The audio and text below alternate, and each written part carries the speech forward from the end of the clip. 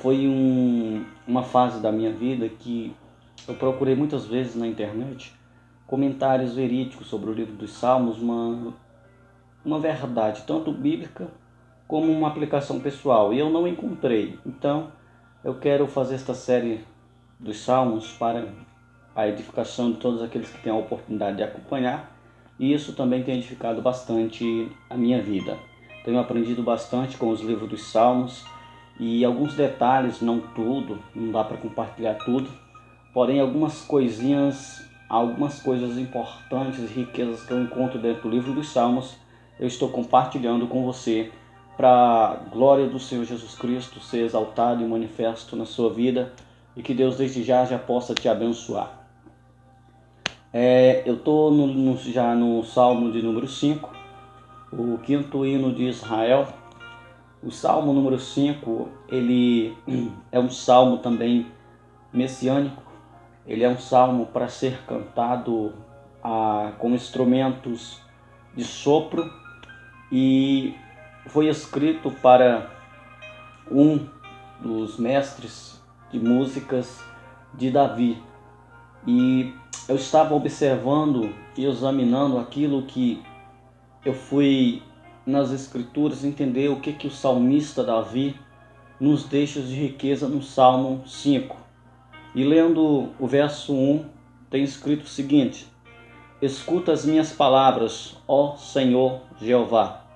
Considera o meu gemido, atende à voz do meu clamor, Rei meu e Deus meu, pois é a ti que imploro. Versículo 3: o Senhor Jeová, de manhã ouvirás a minha voz, de manhã me apresentarei diante de ti, e em ti esperarei. Porque tu não és Deus que se deleita com a iniquidade, nem o mal será o teu hóspede. Versículo 5: os arrogantes não permanecerão diante dos teus olhos, aborrece a todos os que praticam iniquidade. Versículo 6: destruirá os que proferem falsidade, o homem obcecado em derramar sangue e o enganador, o Senhor Jeová aborrece. Verso 7: mas eu, pela abundância da tua misericórdia, entrarei na tua casa e adorarei, prostrado diante do teu santo templo, cheio de temor por ti. Versículo 8: guia-me, ó Senhor Jeová, na tua justiça, aplana o teu caminho diante de mim, por causa dos meus adversários. Verso 9: porque na boca deles não há retidão, iniquidade há em suas entranhas, as suas gargantas são como sepulcros abertos, e com suas línguas lisonjeiam. Verso 10: condena-os, ó Deus, e caiam pelos seus próprios conselhos, pela multidão de seus crimes, lançam-os no abismo, porque se rebelam contra ti. Versículo 11: mas regozijem-se todos os que se refugiam em ti, e eternamente, com vozes de júbilo te glorifiquem, porque tu dá-lhes abrigo aos que se regozijam em ti, todos os que amam o teu nome. Versículo 12 diz: porque tu, ó Senhor Jeová, abençoa o justo, tu o envolverás com o escudo de graça. Eu irei gravar pelo menos de 30 a 40 minutos, e vou fazendo de acordo com o que o tempo e o Senhor me permitir, devido à memória do celular, e que seja edificante para a sua vida. É interessante notarmos o que Davi traz para nós no Salmo 5, porque eu, estudando um pouco da biografia de Davi, ele foi um homem que durante muitas circunstâncias da sua vida, a maioria de sua vida, ele sempre atribuiu as suas vitórias, as suas conquistas a Deus. Já em oposição aos dias atuais, temos muitas pessoas que conseguem conquista batalha, vence crise, porém nunca atribuem nada a Deus, sempre atribuem ao seu próprio ventre. Davi era um homem como já foi mencionado, um homem de confiança, um homem que sempre esperou no Senhor. No verso 1 encontramos o seguinte: o clamor de Davi dizendo: escuta as minhas palavras, ó Senhor Jeová, considera o meu gemido. Davi começa se expressando ao Senhor, pedindo primeiramente que Deus o ouça, até para Deus ouvir Davi, Davi já clamava dentro da sua oração: Senhor, ouve o meu clamor. Ele está pedindo para o Senhor atender as suas orações. Diante desta palavra, eu entendo que não é errado a gente orar pedindo ao Senhor para que Ele ouça o nosso clamor. Senhor Jeová. A palavra o Senhor Jeová significa o grande eu sou. No hebraico, e significa Jeová, Yahvé ou Jeová. Vai trazer para nós a ideia de que Deus somente Deus é o grande soberano e Senhor. Davi já começa dizendo: Senhor, tu és o grande eu sou, ouve o meu clamor. Versículo de número 2 está escrito o seguinte: atende a voz do meu clamor, Rei meu e Deus meu. Eu queria que você atentasse para essa expressão que Davi fala, Rei meu e Deus meu. Davi, ele era rei. Foi talvez eu acredito que seja, foi o maior rei de Israel. Davi foi um grande rei. Sabe o que eu aprendo com isso? Eu estou vendo um rei atribuindo tudo que ele viveu na sua vida ao Rei dos Reis. Um rei que está acima de todos os outros reinados. E o título desta mensagem, desta reflexão, dessa didática, deste devocional é um rei que clama ao Rei dos Reis. Talvez se fosse um homem simples falando estas palavras, nós não daríamos muito crédito. Porém, estamos falando de um rei que tem uma vida de oração e atribui toda a honra e glórias a Deus. A lição que fica é: independentemente da tua posição social, da tua postura na sociedade, das tuas condições na sociedade, a palavra de Deus nos direciona sempre a atribuir glórias e grandiosidades ao Senhor. Então Davi ora o seguinte: Rei meu e Deus meu. Porque Deus, para Davi, Deus não era somente um rei, ele era o seu Deus. A gente age, qualquer pessoa age, de acordo com o Deus que ela serve. Se eu adoro, eu idólatro, eu tenho uma idolatria por algo terreno, eu vou viver de acordo com aquilo, porque aquilo é a minha referência. Se o meu Deus é Mamon, se o meu Deus é o dinheiro, não me importa a circunstância, eu sempre vou trabalhar para conquistar aquilo, porque eu adoro aquele Deus chamado Mamon. Então nós somos inclinados para aquilo que é nossa referência. Se nossas riquezas é a nossa referência, então nós vamos depositar a nossa vida, a nossa referência. Davi, apesar de ter toda a riqueza do reinado, das condições de um rei, Davi nunca deixou de atribuir tudo ao Senhor. Tanto que para Davi, Deus não era só um rei, era Deus dele. Então, dentro desta oração, nós vemos um homem de boa nobreza adorando o verdadeiro Deus. O que eu aprendo é que para se adorar a Deus, nós não precisamos de muitas coisas. Nós só precisamos ter Deus como referência na nossa vida. Guarda esta palavra. Verso 3 está escrito: Ó Senhor Jeová, de manhã ouvirás a minha voz, de manhã me apresentarei a ti, diante de ti esperarei. Estamos falando de uma oração que Davi levantou ao Senhor, e ele diz: Senhor Jeová, de manhã ouvirás a minha voz, de manhã me apresentarei diante de ti e esperarei. Estamos falando de um homem que, ao se levantar pela manhã, antes de fazer qualquer coisa na sua vida, ele tinha o seu momento de intimidade com Deus. Ele tinha uma vida de oração. O que Davi está nos ensinando dentro do Salmo é que antes de buscar qualquer princípios e valores, Davi sempre pela manhã se entregava ao Senhor em oração. E ele, além de orar, ele se posicionava em uma condição. Qual era a condição que Davi se posicionava?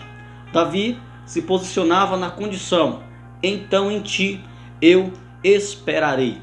Estamos falando de um homem que, além de orar, ele sabia se posicionar. Ao contrário de muitos hoje que sabem orar, mas não sabem se posicionar, que sabem orar, mas não têm inteligência para se posicionar diante da oração. Davi sabia orar e se posicionava. Então, a mensagem que os Salmos traz para nós nos dias de hoje é que nós devemos orar e saber esperar. E esperar não é o meu tempo, é o tempo de Deus. A palavra esperar dá-se a entender que é necessário ter paciência. Davi está dizendo: a ti eu oro, mas esperarei a tua vontade. Ao contrário de muitos que oram e agem precipitadamente, e quando as coisas dão errado, às vezes acusa ao Senhor, e quando dá certo, esquece do Senhor. Davi, dentro da oração, dizia: Senhor, a ti eu oro pela manhã e em ti esperarei. O conselho que fica é que nós venhamos a orar ao Senhor, mas também a saber esperar o tempo do Senhor. Guarda esta palavra. Verso 4: porque tu não é um Deus que se deleita com a iniquidade, nem o mal será o teu hóspede. Após Davi reconhecer a Deus como Senhor e Deus da sua vida, o Deus que ouve o seu clamor, um Deus que coloca Davi na condição de esperar, é um Deus também que não tem só todo o poder, é um Deus também que tem moral, é um Deus que tem caráter, é um Deus que tem personalidade, é um Deus que se inclina para as coisas do bem, porque tu, Senhor, não se deleita com a iniquidade, nem o mal será o teu hóspede. O Senhor não se deleita com pessoas que praticam maldade, com ações malignas. O Senhor não tem prazer nisso. O Senhor diz, Davi vai também dizer que o mal não hospeda no Senhor. Onde existe mal, não existe o Senhor. Aonde existe onde existe coisas perversas, o Senhor não está no meio. Então, desde já, a lição que fica para nós é que aonde houver coisas más e iniquidade, o Senhor não está lá e Ele não tem prazer naquilo. Ele contempla, Ele vê, porém Ele fica no seu devido lugar, porque Deus é justo, porque Deus é bom, porque Deus é imutável. Sabemos muito bem que a maioria das guerras e pelejas que está ao nosso derredor não vem, todas essas pelejas e guerras não vem do diabo e muitas vezes não vem de Deus. Segundo Tiago escreveu, essas guerras e pelejas que enfrentamos no nosso dia a dia vêm dos nossos próprios membros que guerreiam. Então a palavra de Deus está dizendo que aonde existe iniquidade, o Senhor não tem prazer, e aonde existe o mal, o Senhor ali não está, porque o Senhor não é hospedeiro do mal. Versículo de número 5: os arrogantes não permanecerão diante dos teus olhos, e aborrece a todos os que praticam a iniquidade. Os arrogantes não permanecerão diante dos olhos de Deus. Este salmo, ele é um salmo messiânico e também ele é um salmo profético. Alguns estudiosos apontam este verso 5 como ele se estivesse já se referindo a Judas Iscariotes, que esteve diante do Senhor, porém foi um homem arrogante, que se inclinava para as coisas da terra, que esperava que o Senhor Jesus agisse no poder político romano de maneira violenta, porém a soberania de Deus, a glorificação ao Senhor, viria de outra forma, que seria através da ressurreição e da ascensão do Senhor Jesus Cristo ao céu. Versículo de número 6: destruirá os que proferem falsidade. É muito conveniente dizer que Deus não tem prazer na falsidade, e a Bíblia é clara em dizer que o Senhor, que é soberano, que pode reger o tempo como Ele quiser, Ele destruirá os homens falsos, ou mulher e vice-versa. Enfim, talvez você se pergunte, mas como pode ser isso? Deus é mau? Não. Deus, talvez você pense, eu conheço uma pessoa que é falsa e Deus não destrói ela. Talvez é porque não é como você quer, é como Deus quer. A falsidade, ela está dentro do cronômetro de Deus. Deus muitas vezes age de misericórdia, age com paciência, para que o camarada reconheça que está errado e volte para o caminho certo. Por isso que Deus não age de forma imediata com justiça. A Bíblia é clara em dizer que o Senhor destruirá os falsos. Mais uma vez eu digo, Deus faz e refaz no tempo dele, não é no nosso tempo. Então a mensagem é: aprenda a esperar, porque Deus vai agir com justiça e retidão no tempo dele. Versículo de número 6, parte B. O homem obcecado em derramar sangue e o enganador, o Senhor Jeová aborrece. O Senhor se aborrece com pessoas que derramam sangue, assassino e enganador. O Senhor Jeová aborrece, abomina, tem nojo, tem ódio. Porém, o homem que voltasse para Deus, de acordo com a primeira epístola de João, o homem que se arrepender e confessar ao Senhor Jesus Cristo como Senhor e Salvador, dos altos céus ele ouvirá, perdoará os seus pecados e será uma nova criatura nascida em Cristo Jesus. Enquanto ele não nascer em Cristo Jesus, não nascer da água do Espírito, ele está debaixo do Salmo 5 que diz: o Senhor destruirá os que proferem falsidade. O homem obcecado, Deus destruirá o homem obcecado em derramar sangue, assassino. O Senhor Jeová aborrece esse tipo de gente. Portanto, é uma avaliação para nós. Se nós temos a característica de um falso, a característica de um homem que derrama sangue inocente, a característica de um enganador, o Senhor está dizendo: eu me abomino, eu me aborreço com esse tipo de comportamento. A mensagem é: se arrependa. Versículo de número 7. Mas eu, pela abundância da tua misericórdia, entrarei na tua casa e adorarei, prostrado diante do teu santo templo, cheio de temor por ti. Já encerrando este vídeo e encerrando esta parte, logo estaremos dando continuidade. No verso 7 vemos Davi atribuindo a Deus até o momento em que o Senhor permite ele entrar no templo de Deus.